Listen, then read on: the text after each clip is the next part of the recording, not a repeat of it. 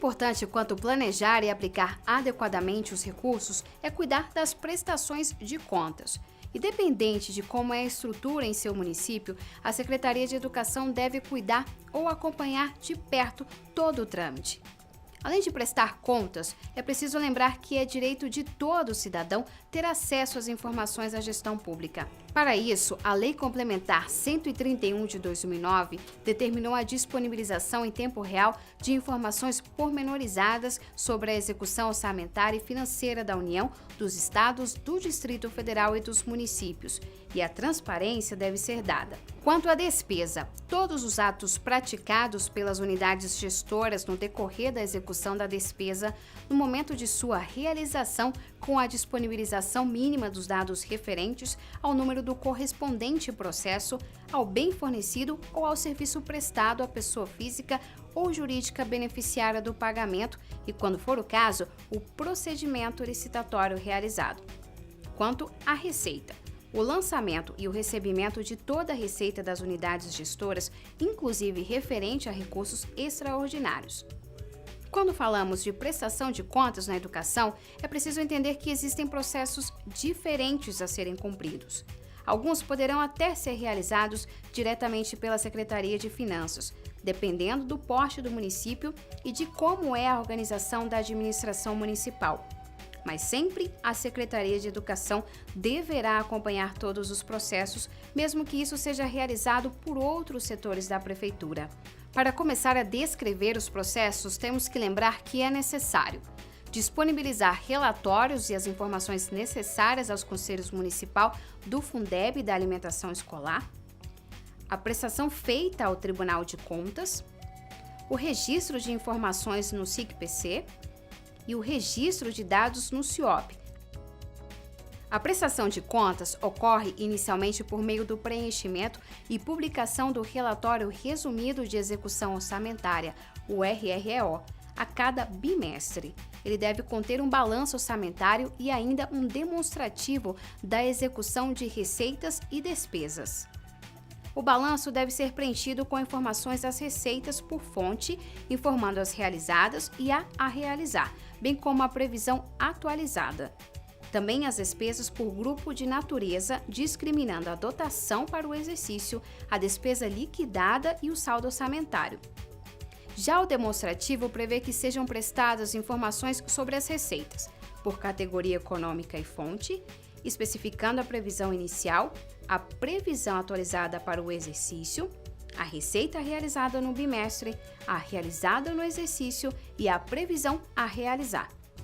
Outra determinação é em relação às despesas por categoria econômica e grupo de natureza da despesa, discriminando dotação inicial, dotação para o exercício, despesas empenhada e liquidada no bimestre e no exercício.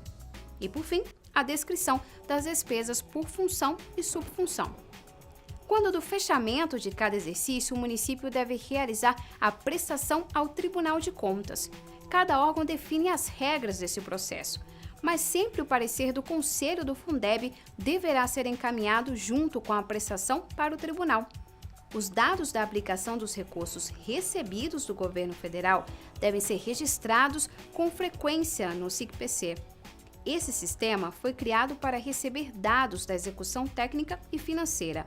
Por isso, ele também é acompanhado pelos órgãos de controle e fiscalização. Logo, quando existe transferência de recurso do governo federal, automaticamente cria-se a necessidade de registro de informações no SIC-PC. Também existe o Sistema de Informações sobre Orçamentos Públicos em Educação, CIOP. Nessa ferramenta eletrônica são registrados dados sobre a arrecadação e a aplicação dos recursos da educação. Depois, esses dados são analisados pelos órgãos de fiscalização e controle. A partir das informações registradas no CIOP, é possível acessar as informações de qualquer ente federado. Essas informações demonstram em detalhes a base de impostos de transferências para a formação dos 25%, a composição do Fundeb, as receitas recebidas do governo federal referentes a programas e ações. Mas também detalham a aplicação dos recursos. No CIOP, é possível acessar uma série de relatórios sobre as receitas recebidas pela Secretaria de Educação. mas também as despesas realizadas. Se tudo isso parece complicado ou é muita informação, acalme-se. Conheça atentamente cada processo. Esse relatório não é preenchido pela educação, mas deve ser acompanhado pelo secretário e sua equipe, a fim de evitar equívocos e transtornos futuros. Mas lembre-se, para cuidar da prestação de contas, o primeiro passo é conhecer as regras de aplicação dos recursos. Se tiver dúvidas, volte até a unidade 3 do curso. Nunca é demais lembrar que os 25% destinados à manutenção e desenvolvimento do ensino e à receita do Fundeb devem ser aplicados de acordo com as regras definidas pelos artigos 70 e 71 da LDB. No artigo 70 estão descritas todas as possibilidades de utilização dos recursos e no artigo 71 todas as vedações.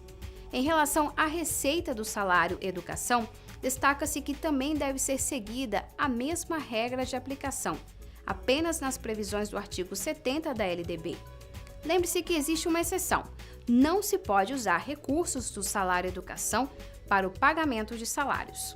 As transferências realizadas pelo governo federal, PNAD, PENAI, PDDE e os recursos oriundos dos programas como obras, atendimentos na educação infantil e EJA, brinquedos, entre outros, deverão seguir as regras específicas. Para isso, é importante acessar a área do FNDE que apresenta as legislações sobre cada um. Você encontra os links de acesso na área de gestão orçamentária e financeira do Conviva. O controle social faz parte do processo de prestação de contas e, para isso, os conselhos precisam estar funcionando adequadamente. Na educação, existem 2 conselhos que acompanham e fiscalizam os recursos: Conselho do Fundeb e da Alimentação Escolar. O Conselho do Fundeb poderá ser uma câmara dentro do Conselho Municipal de Educação, mas, independente da decisão, o Conselho ficará responsável pela análise referente aos recursos do próprio Fundeb, do PENAT e das transferências do governo federal destinadas a obras e ações. Cada município deverá providenciar a legislação de criação do Conselho. Ele deve ser formado por 2 representantes do Poder Executivo Municipal, dos quais pelo menos um da Secretaria Municipal de Educação, um representante dos professores da Educação Básica Pública, um representante dos diretores das escolas básicas públicas, um representante dos servidores técnico-administrativo das escolas básicas públicas, 2 representantes dos pais de alunos da educação básica pública, 2 representantes dos estudantes da educação básica pública, um dos quais indicado pela entidade de estudantes secundaristas. Quando o município contar com o Conselho Municipal de Educação e Conselho Tutelar, estes também comporão o Conselho do Fundeb, indicando um membro entre seus pares. O Conselho de Alimentação Escolar é formado por um representante do Poder Executivo, 2 representantes de entidades docentes, discentes e trabalhadores da área de educação, 2 representantes de pais de alunos, 2 representantes indicados por entidades civis organizadas. Aos conselhos do Fundeb não cabe definir a aplicação dos recursos e tampouco punir os gestores. A legislação determina que sua atuação é de acompanhamento e fiscalização da aplicação dos recursos. Já o Conselho de Alimentação Escolar é responsável pelo acompanhamento da alimentação e fiscalização da aplicação dos recursos do PENAI.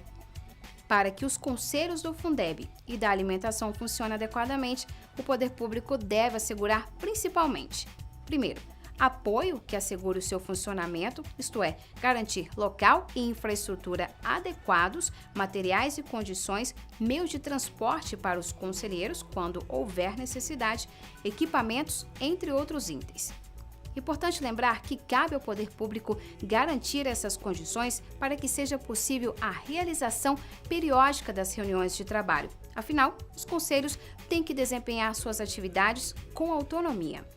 Segundo, o poder público também deve elaborar e disponibilizar mensalmente os registros contábeis e os demonstrativos gerenciais atualizados relativos aos recursos que ingressaram e saíram das contas do Fundeb, do PENAI, do PENAT e das ações específicas que o governo federal destinou recursos para obras, equipamentos e outros tipos de assistência financeira.